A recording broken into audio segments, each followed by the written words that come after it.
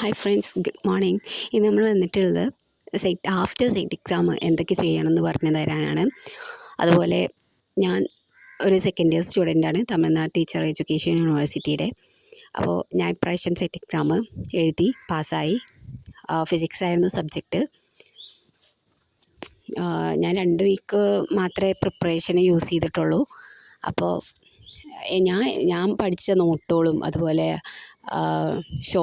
Shorts, അതുപോലെ trick and tips,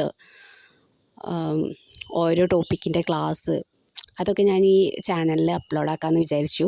അത് നിങ്ങൾക്കൊരു യൂസ്ഫുൾ ആവട്ടെ. അപ്പോൾ നിങ്ങൾ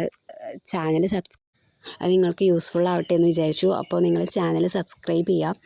അപ്പോൾ ഇനി മോർ വീഡിയോസ് ഞാൻ ഇടുന്നതാണ്.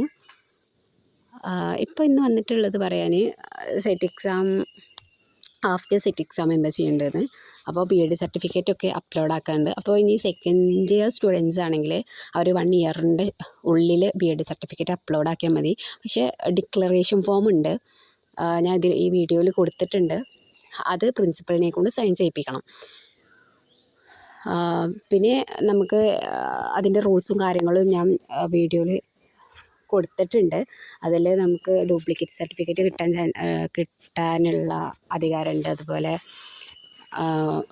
എക്സ്റ്റെൻഡഡ് ഫീ അപ്ലോഡ് ആക്കിയാൽ മതി. എക്സ്റ്റെൻഡഡ് ഫീ ചോദിക്കുന്നുണ്ട്, അത് കൊടുത്താലും മതി സർട്ടിഫിക്കറ്റ്. പിന്നെ 1 ഇയറിൻ്റെ ഉള്ളിൽ നമ്മൾ സർട്ടിഫിക്കറ്റ് അപ്ലോഡ് ആക്കിയാൽ മതി.